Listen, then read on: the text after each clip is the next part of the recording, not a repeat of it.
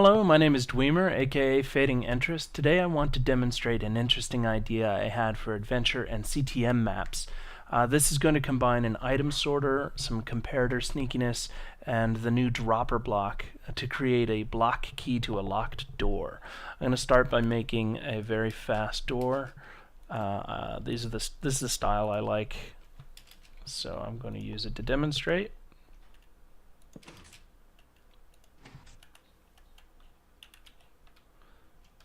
Okay, and there is our input to the door.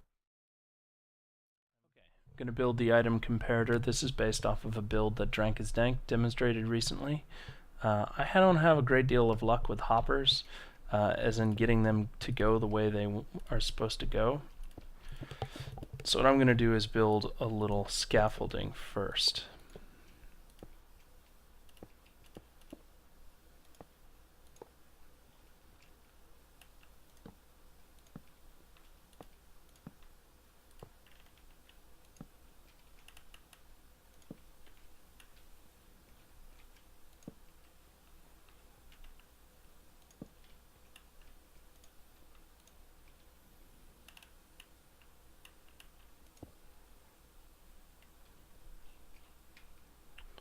And that should be all you need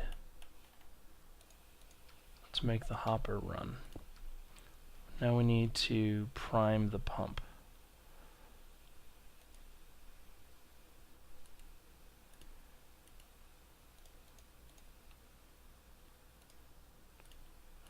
And we're going to use purple wool because in Complete the Monuments and adventure maps you often have to try and find very specific colors of wool. So to open our door we're going to use purple wool. Okay, now we have these inputs and outputs. I'm going to build a circuit that is going to lock the door open once a signal passes through. And this is based off of the locking repeater functionality that started in 1.4. Let's get started. Redstone repeater and another repeater running into it. I'm going to use repeaters pretty heavily just to keep the circuitry very small. You can see this locking bar going across it. That means that as long as there's power coming into the side of the repeater, no power can come back to front in the repeater. We also need to time out that just a little bit, and I'm going to demonstrate this right now, how this works.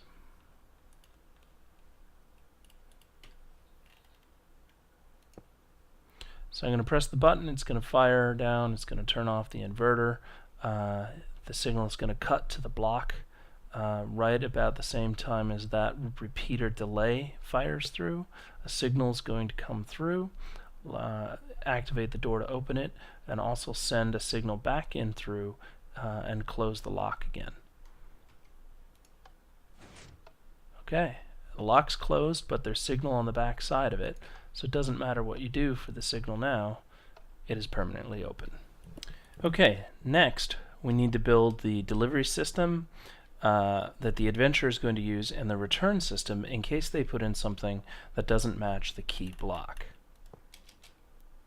We're going to use the new dropper block to do this. A dropper block is like a dispenser block, but instead of shooting the item out, it just dumps it out.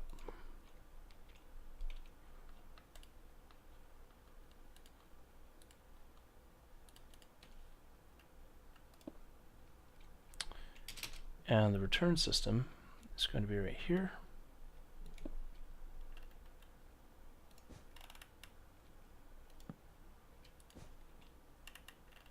I'm putting two droppers next to each other so that it lines up.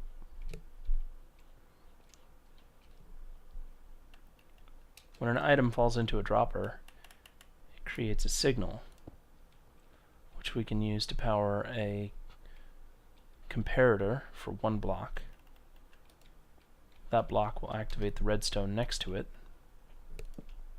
which we can run into a comparator again.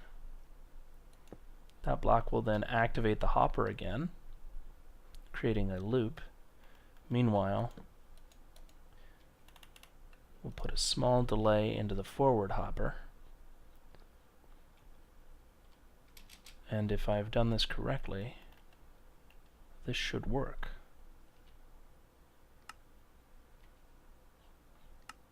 Yeah. Okay, so now if an item falls into those hoppers, it'll get spit back out onto the ground.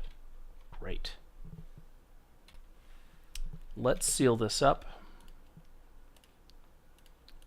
and make it a little prettier. It's not going to be incredibly pretty, but we'll see what we can do.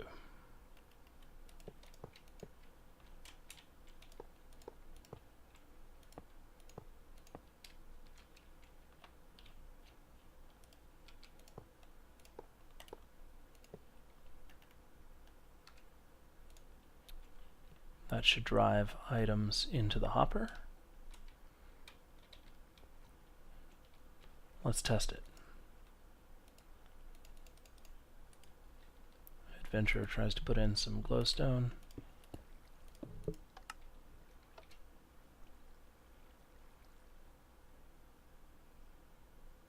And it shoots out. So one of the things you could do is replace this block here with a note block if you wanted.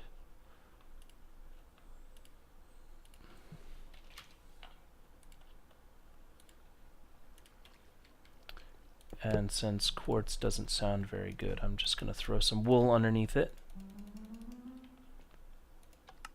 Now when it comes through and punches out, it makes a note. Okay, what happens when we put in the block that the machine's actually looking for? Purple wool. Complete the monument. See, right away, it pops open. So this is the kind of thing that I would love to see used on adventure maps to gate adventurers from one section to another. If they have to fight through a dungeon to find a piece of purple wool to put it into the machine and see what happens. You could even have a random a room with 3 of these, and you could have a series of detectors, each leading to a different door, based on whatever piece that the adventurer puts in. So hopefully that inspires someone to make some interesting additions to their adventure maps. Thank you.